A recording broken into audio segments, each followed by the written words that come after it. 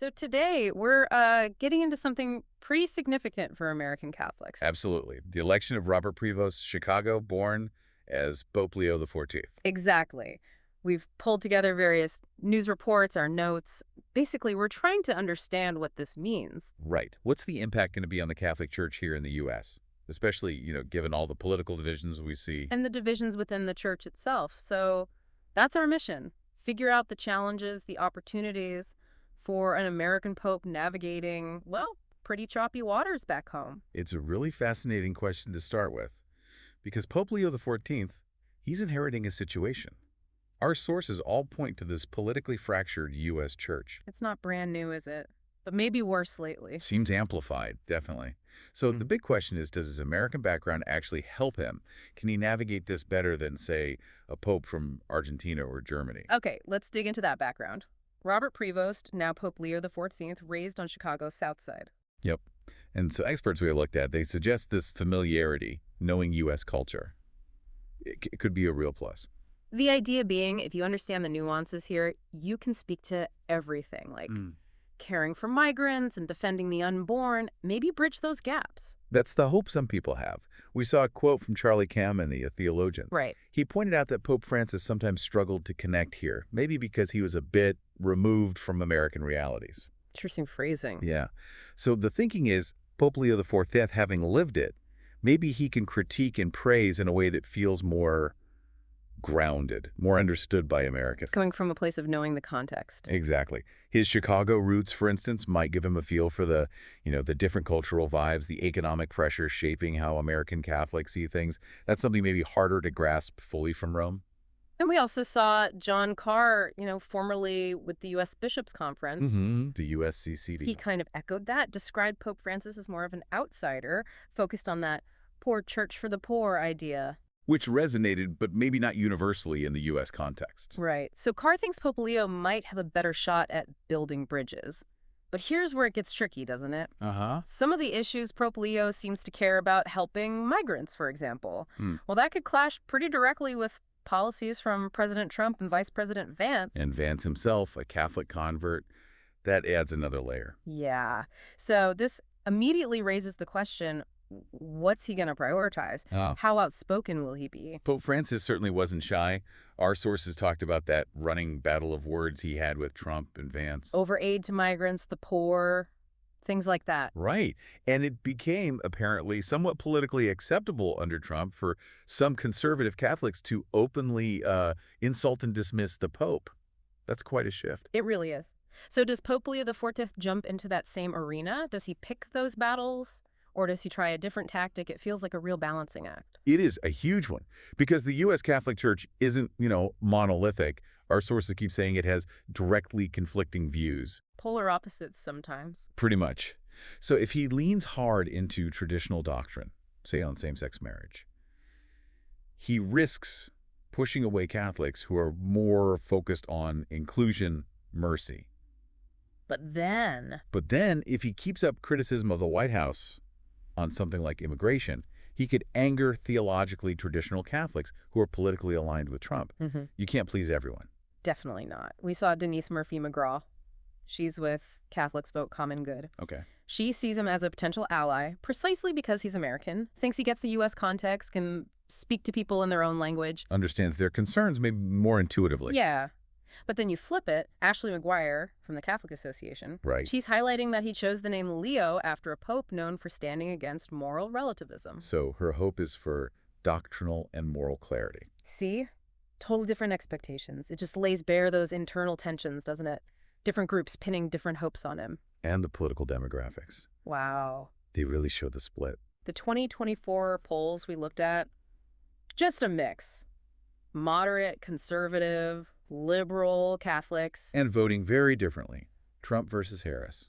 Yeah, the split between white Catholics, mostly for Trump, and Hispanic Catholics, mostly for Harris, it's stark.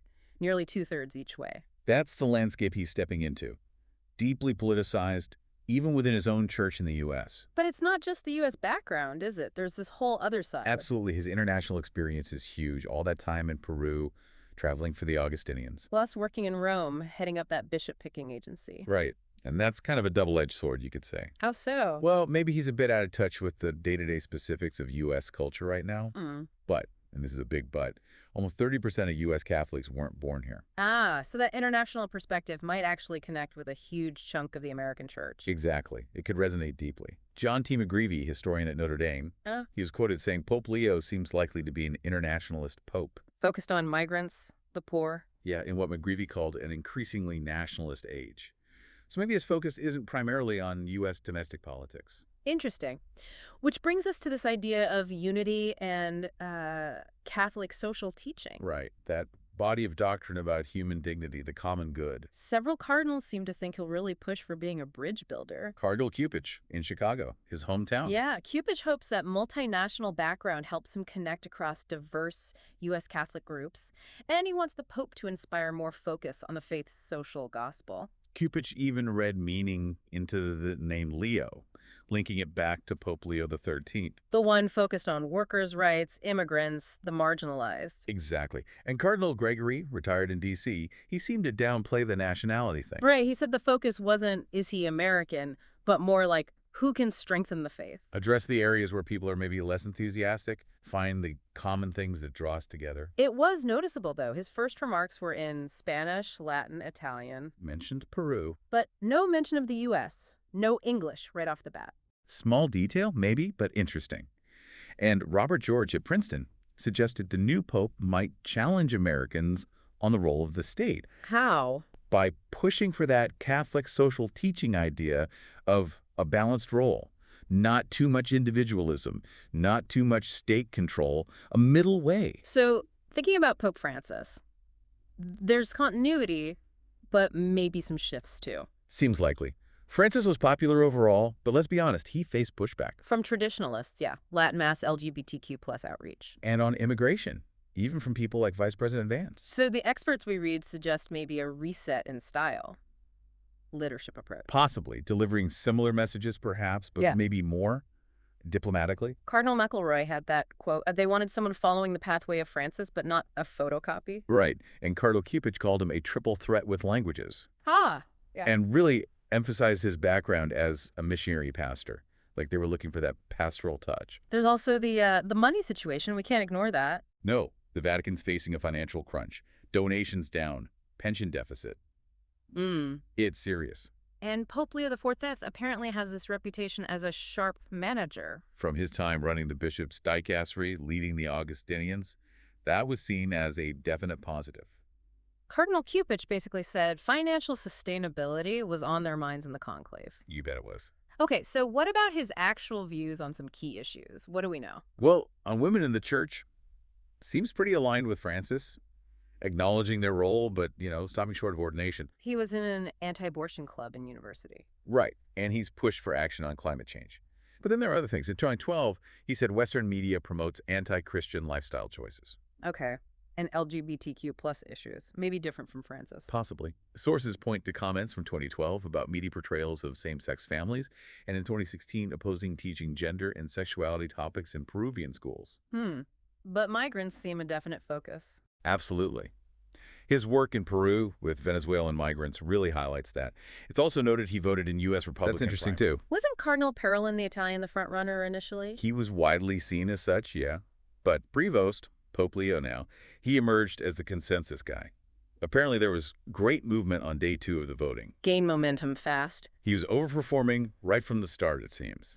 Got a lot of backing from cardinals outside Europe, especially Latin America. They wanted to continue Francis's general direction. And maybe didn't see him primarily as American because of all that time in Peru? Exactly. Cardinal Cerny from Canada even noted Prevost became a Peruvian citizen. That support from the global south was key. Some saw it as the rise of a moderate church looking for balance. Yeah, seeking unity. Yeah. Though cardinals pushed back on the idea that electing an American was some kind of direct response to Trump. They downplayed the nationality factor. Right. Parolin might have been hurt by maybe lacking deep pastoral experience, or seeming a bit too eager, pure speculation, of course. Whereas Prevost had the languages, the missionary background. Seen as big strengths. And even though he made some comment in the past about homosexuals, Francis's allies apparently saw him as someone who'd continue that open-door approach. Interestingly, some traditionalist critics of Francis also seemed okay with Prevost, maybe saw him as more conservative than Francis. It's complex. Cardinal Mueller said a great majority was convinced, and everybody now is content. We'll see how long that lasts. Okay, so let's try and wrap this up. Pope Leo XIV, American roots, yes, but huge international experience too. Stepping into this really complex, politically divided U.S. Catholic Church. His background could help him understand the U.S. situation, but his likely stances on issues, plus all those conflicting expectations, it's a minefield. And don't forget the managerial skills, the global view. Yeah, Those will matter too. definitely. So that brings us to our final thought for you, the listener, to chew on. Given everything we've discussed, his mixed background, the divided church, all the hopes and fears, what single thing in action, a statement in his early days as Pope, do you think would have the biggest impact? Yeah, would it bring people together or would it just polarize American Catholics even more? Something to think about. A really pivotal moment for the church in the U.S.